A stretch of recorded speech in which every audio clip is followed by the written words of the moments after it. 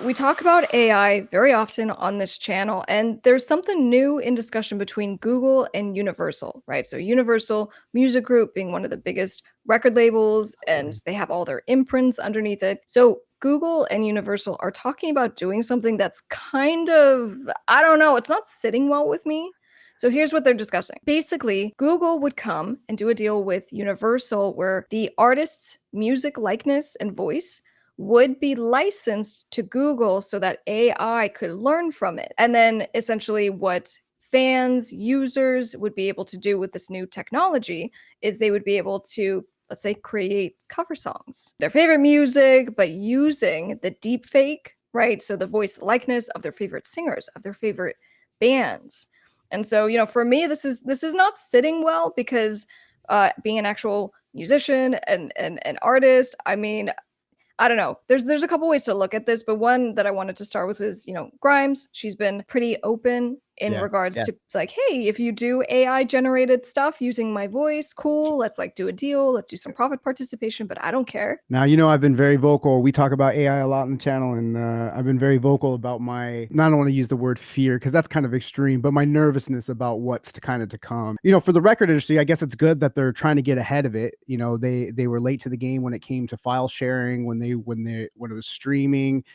They waited a long time before they kind of jumped on that. So AI's here. It's moving rapidly, but I kind of sometimes feel like this could be the end of music, the end of original music. I saw that, artists have the option to opt in, or that's the framework that they're doing, but they're going to give their music to these AI machines to learn, to Right. model, to train their AI system. So I don't know. I guess artists are going Now, to get something. So it's something, but like, oh my God, like what is the now, future of one music? one way, yeah, and one way you could look at this is, well, the train already left the station, right? We already know that there are, deep fakes being made, and what were the ones that we were covering on the show? It was like The Weekend, We did the Drake. weekend with Drake, the Heart on My Sleeve, which went Yeah, huge. It was actually on streaming, and then Universal made them take it down.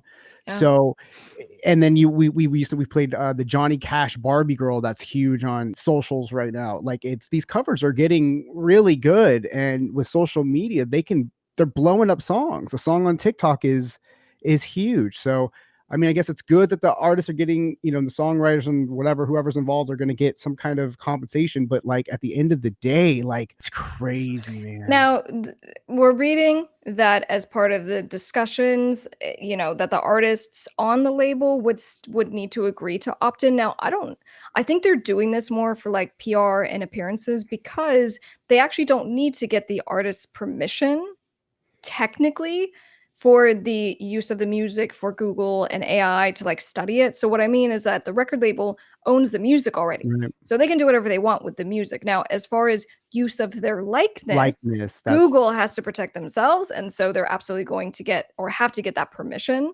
to have obviously, some deep fake version made using that person's name and likeness. So, I guess everyone has to be on board with this. And I don't know that I feel like a lot of creatives are pretty upset right now and protective, and rightfully so, because we have, their art being ripped off right. and And paintings are and being trained. Well, pictures. the songs are being the AI is going to be trained on song structures, like lyrics, just every element of something. So when it gets created, I think that you're going to have a lot more. What I think could be the end game. Let me propose this to you. Record labels develop this thing. Now it's not out yet. It's still in development and stuff, and they're still working it out. But maybe the end game is record labels are really just trying to get the money with Google together, partnership to build the AI framework so that these record labels no longer need artists. They already have everything trained. And so eventually, as AI technology gets better, they can use AI to write these songs and they can just cut out the artists because it's all AI. They would just have to pay whatever low royalties or whatever that they come to an agreement with the artist, because that won't be by accident how that number is determined. I think you could just see a whole future of a way that these record labels are like, oh my God, like we can make a lot of money because they're already making $20 billion from, the way that they were against music being used on YouTube. And now that, they have deals. So, you can sync them in your videos. Well, I think you're also forgetting though about the importance of audience because you're right. Record labels could do this, but record labels now, they're not developing and launching artists anymore the way they used to. They come and they take something that's already proven because some independent artist has a lot of fan following and a lot of streams and they're doing their thing, and then they sign the artist and they sign the music. So I don't think you can take out that step. You still need to get the real artist, the real person with the real fan base.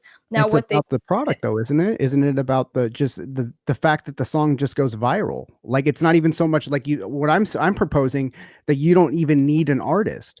I mean, you just need a song. You know, there's that the Drake Weekend song went viral without I mean their names were attached, but the song itself was really good.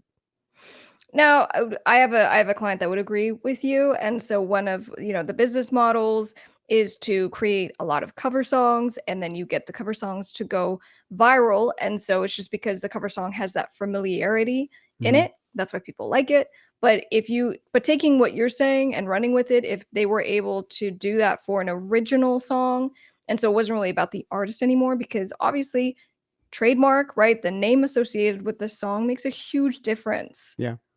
And again, I don't think that you can discount, that genuine connection that people feel with other people when they listen to the song. But, there are plenty of fans out there who love artists and know nothing about them. So I'm to your telling you. point that maybe that deep connection isn't necessary and it's just more the familiarity. And so if someone has a song that they listen to and it was AI generated, it's not even a real person.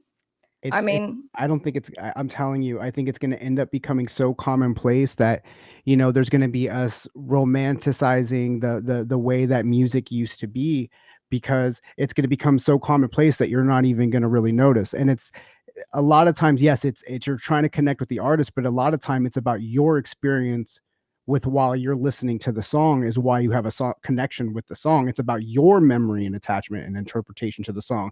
Like you might have a song, from you don't care about the Cure. You've never looked into the Cure a day in your life, but there's you hear Love Song and that connects with you on such a deep level. It doesn't matter even who does the version, if it's a 311 version, if it's whoever does the cover song, you're connected to just the song. And I just think that because of cheaper, and I mean you see what that's writer strike is still going on and AI is such a big concern. Like I think in 10 years the landscape of entertainment is just going to be completely different than it is today. So cherish the things that you love very much. well, and I would just offer this additional point. I think generationally it matters, right? Because what you're talking about on having that moment and the song that connected with it, well, that can be created, right? So the first time you heard a song when you were 12, right, for the new generation, and now, if with the kind of advancements with social media and technology and this and that, I do see what you're saying as far as maybe at one point that just is how it is. There's different ways of discovering songs, and it's not about Sync discovering placement, artists anymore. the right Well, TV and that show.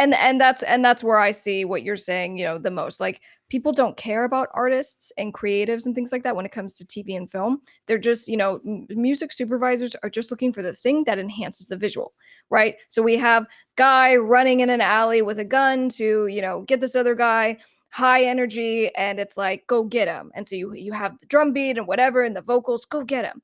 Like it literally doesn't matter where that came from. And so I think that's where we could see AI really taking over.